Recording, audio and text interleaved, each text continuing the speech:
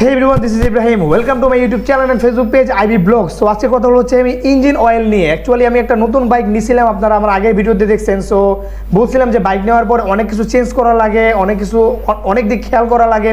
একটা বাইক নেওয়ার পর অ্যাকচুয়ালি আগের যে মালিক ছিল ওই মালিক বাইকটা কত কিলো চালাইছে ইঞ্জিন অয়েল চেঞ্জ করার পরে সেটা কিন্তু আমার জানা নেই। চেক করা করে ঝামেলা থেকে সবচেয়ে বেটার হয় যদি ইঞ্জিন অয়েলটা চেঞ্জ করা যায় তাহলে। সো আজকে আমি চিন্তা ভাবনা করলাম তাহলে ইঞ্জিন অয়েলটা আমি ফেলে দিই। আর আমি ইঞ্জিন থেকে একটা অন্যরকম সাউন্ড পাচ্ছি, মানে ওরকম একটা ফিল পাচ্ছি না ইঞ্জিন থেকে। সো এই কারণে চিন্তা করলাম ইঞ্জিন অয়েলটা চেঞ্জ করি।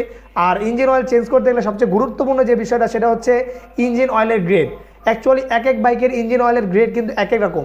সো আমরা অবশ্যই যারা বাইকের ইঞ্জিন অয়েল ব্যবহার করব তারা অবশ্যই আমার বাইকে ম্যানুয়াল বুকের মধ্যে যে ইঞ্জিন অয়েলের গ্রেডটা দেওয়া আছে আমার কোম্পানি থেকে সেটা মেনটেন করার চেষ্টা করব, তাহলে আমরা বাইক থেকে একটা ভালো পারফরমেন্স পেতে পারি। সো যাচ্ছে হচ্ছে ইঞ্জিন অয়েল চেঞ্জ করতে। ইঞ্জিন অয়েল চেঞ্জ করতে যাবো এলাকার একটা শপেই। ইঞ্জিন অয়েলটা আমি একটু আগে বলছি আমাদের শেলবিডি অ্যাপ থেকে অর্ডার দিয়ে নিছি, শেল অ্যাডভান্স আলট্রা 10W30 যেহেতু টিভিএস। সো এটার ইঞ্জিন অয়েল গ্রেড হচ্ছে 10W30। সো ইঞ্জিন অয়েলটা চেঞ্জ করার সাথে সাথে ইঞ্জিন অয়েলের যে ফিল্টার সেই ফিল্টারটাও চেঞ্জ করা জরুরি। বাট ফিল্টারটা আমি অর্ডার দিতে ভুলে গেছিলাম, মানে অর্ডার দেওয়ার পরে যখন প্রোডাক্ট ডেলিভারি পাইছি হাতে। আর টিভিএস অ্যাপাচি RTR 160 ABS যেটা, সেটার মধ্যে আসলে ইঞ্জিন অয়েল কতটুকু লাগে সেটা আমি নিজেও জানি না, এটা ইঞ্জিনের মধ্যে লেখা থাকে। সো যাওয়ার পরে ইঞ্জিনের মধ্যে লেখাটা দেখলেই বুঝতে পারবো কতটুকু ইঞ্জিন অয়েল দিতে হবে এটাতে। ইঞ্জিন অয়েল যতটুকু ইঞ্জিনের মধ্যে লেখা থাকে অতটুকুই দিতে হবে, বেশি দিলেও ঝামেলা আছে, কম দিলেও ঝামেলা আছে। কারণ এটা অনেক বিচার বিবেচনা করে অনেক বড় বড় বিশ্লেষকরা মিলে কিন্তু এটা বিশ্লেষণ করে বের করছে। সো আপনার আমি পণ্ডিতই করলে হইব না, এখানে তারা যেটা নির্ধারণ করে দিছে সেটাই মেনটেন করতে হবে, তাহলে বাইকের পারফরমেন্সও ভালো পাওয়া যাবে, প্লাস আপনার ইঞ্জিনটাও ভালো থাকবে।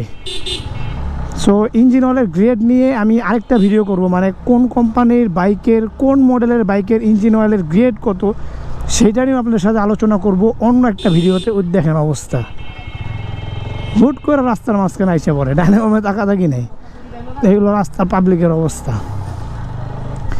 ইঞ্জিন অয়েলটা ব্যাগে করে নিয়ে নিচ্ছে, এখন ইঞ্জিন অয়েল ফিল্টারটা এখানে পাইলেই হয়েছে, কারণ প্রত্যেকবার ইঞ্জিন অয়েল চেঞ্জ করার সাথে সাথে ইঞ্জিন অয়েলের ফিল্টারটাও চেঞ্জ করা খুব গুরুত্বপূর্ণ। বংশালা যাওয়া লাগবে কিছুদিন পরে, যেহেতু চিন্তাভাবনা করতেছি রিসেন্টলি একটু ট্যুরে বের হব। সো ট্যুরে যাওয়ার আগে অবশ্যই বাইকটা 100-100 থাকতে হবে। সো এই কারণে কিন্তু বংশালে যাব একটু উইন্ড ব্রেকার কেনার জন্য। আর আমার হেলমেটের ভাইজরের যে লক আছে, পিন লক এক সাইডেরটা একটু ভেঙে গেছে একটা। সো পিন লক কি অতটুকু এক সাইডেরটা পাল্টানো যায় নাকি পুরো সেট আপটা চেঞ্জ করতে হবে সেটা বংশালে গিয়ে তারপরে দেখব। কী রে ভাই, এত অটোরিকশার চাপ কেন ওইদিকে? তো চলে আসছি একটা শপের কাছে, এখানে ইঞ্জিন অয়েলটা চেঞ্জ করব। দেখি এখানে ইঞ্জিন অয়েলের ফিল্টারের দাম কত।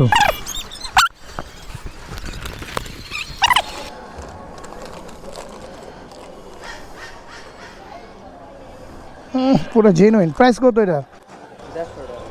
150 টাকা। মিয়া ধর মিয়া, হ্যাঁ 120 টাকা। হ্যাঁ আচ্ছা, তুমি ইঞ্জিন অয়েল ড্রেন দাও, আহুক 150 টাকা চাই দাম। ইঞ্জিন অয়েলটা ড্রেন দাও, দেখি তো ভিতরে যে ইঞ্জিন অয়েলটা ছিল আমার ওটার কী অবস্থা, কারণ কত কিলো চালাইছিল তো আমি জানি না। ড্রেন দিলে দেখা যাবে কী অবস্থা। সো ইঞ্জিন অয়েল ড্রেন দিতেছে, পুরো কালো হয়ে গেছে, ঘন আছে অনেক, বাট পুরো কালো হয়ে গেছে। এই জন্য এই সাউন্ডটা একটু চেঞ্জ পাইতেছিলাম ইঞ্জিনের। ভাই ভিতরে যদি ইঞ্জিন অয়েল কিছুটা থেকে যায় তাহলে আর চেঞ্জ করে লাভ নাই, এটার সাথে ওইটা মিক্সড হয়ে তারপরে দেখা যায় ইঞ্জিনের অবস্থা সেই আগের মতোই থাকবো। তো এই জন্য ইঞ্জিন অয়েল যখন চেঞ্জ করা হবে ড্রেন দেওয়ার সময় অবশ্যই বাইক কাইচিত করে তারপরে ভিতরেরগুলো সম্পূর্ণভাবে বের করে নিতে হবে।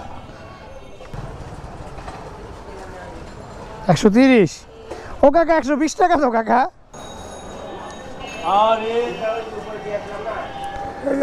1200 ml এর মোবিল, এটা হচ্ছে 1000। সো 800, তারপরে আবার একটা কিনা মিলাই ঢুকাই দিব, আবার ভাঙা মেঘা ঢুকাই দেবে।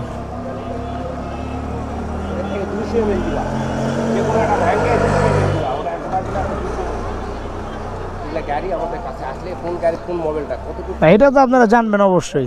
আমাদের এটা জানা, কারণ তোমার টিভিএস এর বাইক আমি চালাই নাই, চালাইছি সুজুকি। তোমাকে ঢালে দিলাম 1000 এমএ, গাড়িটা নিতে তোমার সমস্যা হয়ে যাবে, গাড়ি চালাতেই তোমার সমস্যা হয়ে যাবে।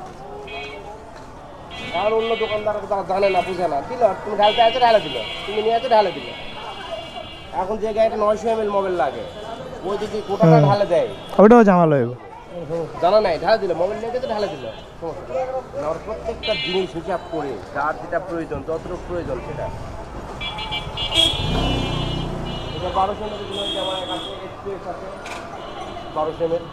সো দেখলেন আপনারা ইঞ্জিন অয়েল কিন্তু আমি চেঞ্জ করছি। আর আরেকটা গুরুত্বপূর্ণ কথা বলতে আমি ভুলে গেছি, সেটা হচ্ছে যখন আপনারা ইঞ্জিন অয়েলটা চেঞ্জ করবেন তখন অবশ্যই সাথে সাথে ইঞ্জিন অয়েলের যে ফিল্টার আছে সেই ফিল্টারটা চেঞ্জ করে নেবেন।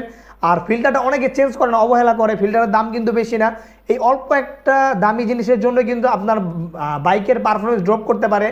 আর ইঞ্জিন অয়েলটা কেন গুরুত্বপূর্ণ সেটা নিয়ে এখন কথা বলি। ওইটা ইঞ্জিনের মধ্যে বারবার ফেটে তারপরে আবার ইঞ্জিনে প্রবেশ করানো হয়, যার কারণে আপনার ময়লা যে থাকে ইঞ্জিন অয়েলের মধ্যে, ইঞ্জিন অয়েলের মধ্যে অ্যাকচুয়ালি ময়লা থাকে না, ময়লা থাকে হচ্ছে আমাদের ইঞ্জিনের ভিতরে।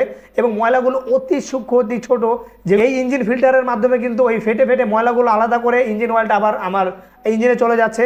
সো এই ইঞ্জিন ফিল্টার কারণে কিন্তু আমি খুব ভালো একটা পারফরমেন্স পাবো আমার বাইক থেকে এই ইঞ্জিন অয়েল ব্যবহারের মাধ্যমে। হোপ রাখতেছি আপনাদের ভিডিওটা ভালো লাগবে। যদি ভিডিওটা ভালো লেগে থাকে তাহলে অবশ্যই এটা লাইক দিয়ে দিবেন।